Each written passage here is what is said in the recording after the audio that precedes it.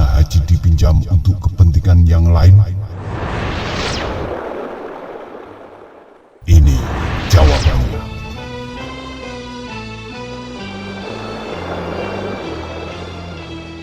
Saya menyimpulkan memang musuh besar kita adalah persepsi dan politisasi.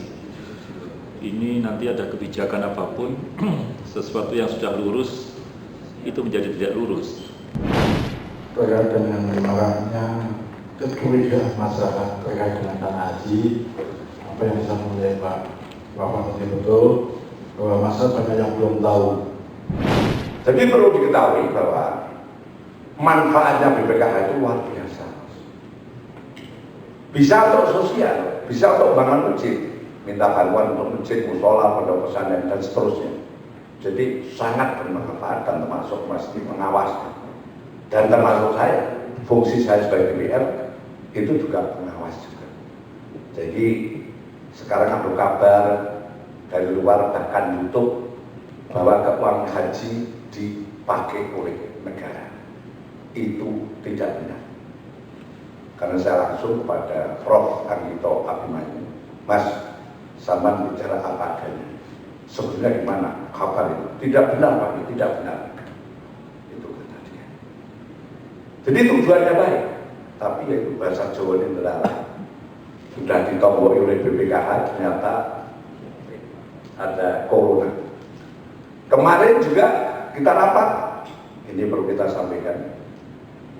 Itu juga tidak jadi berangkat. Itu tidak seorang menteri yang mengindah, tapi kita bareng-bareng, termasuk Komisi 8 DPR. Karena memang yang menentukan itu tidak hanya Menteri Agama, dia termasuk Komisi 8 DPR. Itu lebih utama lagi adalah Panja Haji. Jadi masing-masing fraksi itu ada perwakilan untuk Panja Haji. Memang seandainya kita berangkat repot juga. Karena apa? 65.000. Kemudian yang 15.000 itu dijatah untuk mukimin yang ada di Mekah. Kemudian kita dibagi 45, itu pun dibagi mungkin Indonesia hanya dapat 3.700. Nek mentol ngayu 700 ya geger seperti itu. Daripada kita itu tidak usah berangkat sekalian. Demi untuk keamanan. Orang-orang yang daftar haji ini, wong sekarang kalau di Jawa Tengah kalau tidak perlu nunggu 28 tahun untuk bisa berangkat haji. Dia daftar haji tapi sudah banyak pahala yang mengalir untuk dia. Karena apa? Sebagian bisa untuk jariah, masjid, musola, pondok pesantren dan seterusnya. Jadi walaupun dia belum berangkat tapi sudah dapat manfaat atau pahala dari uang yang untuk daftar haji. Tapi realita yang ada di lapangan Pak pengawas nantinya ini sedikit saya dari kemarin sudah saya lihat ini perlu pengembangan sosialisasi sehingga minimnya sosialisasi akan terjadilah faktor suudzon terhadap masyarakat.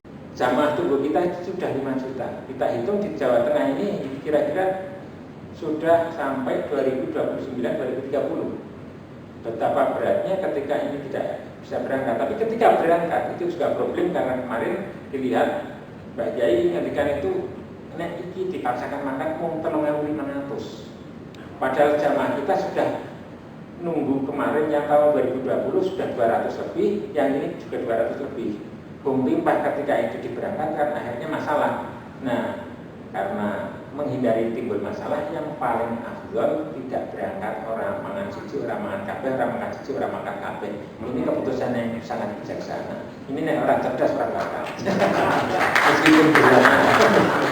Yang terakhir,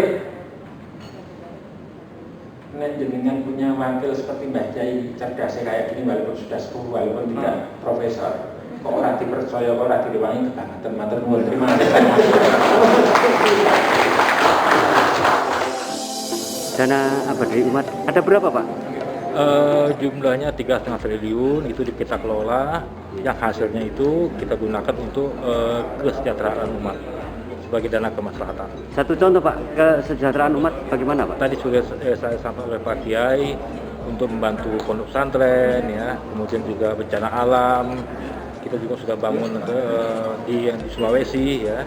Juga COVID ini juga kita membantu, Pak. Ada rekanan ya Pak ya, rekan kerja ya Pak ya? Ya pasti. Untuk perjalanan ini kita menggunakan beberapa mitra, misal dari NU, dari Muhammadiyah sebagai mitra-mitra terpercaya kita dalam menyalurkan dana ke masyarakat. Terima kasih Pak. Ya, sama-sama. Aman, dan kalau ada hoak yang mengatakan dipakai pemerintah dan sebagainya, itu tidak benar. Karena apa? Fungsi saya sebagai wakil rakyat itu di samping fungsi penganggaran termasuk pengawasan juga.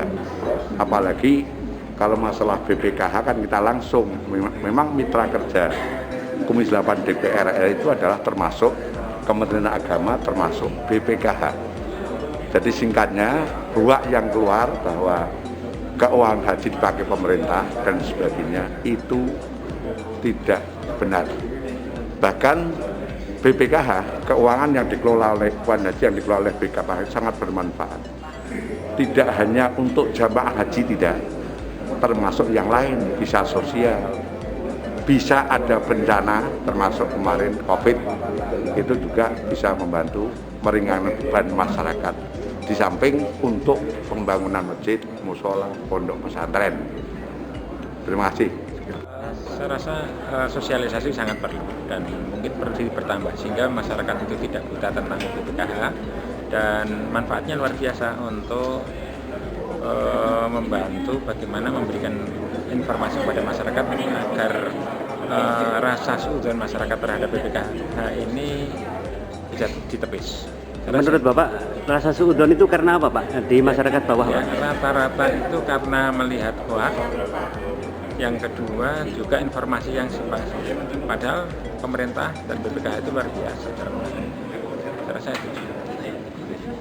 Jadi selama ini polemik tentang masalah BPKH yang katanya dana haji seperti ini, seperti itu, ternyata dana haji itu selama ini dikelola dengan baik dan justru manfaatnya kembali kepada kemaslahatan jamaah dan kemaslahatan umat. Jadi kita mohon pada masyarakat untuk lebih objektif memandang kondisi keuangan haji ini biar tidak berkembang isu-isu yang kurang baik. Yang jelas saya menyaksikan dan tahu sendiri bahwa dana ini kembalinya pada umat dan masyarakat. Setelah saya mengikuti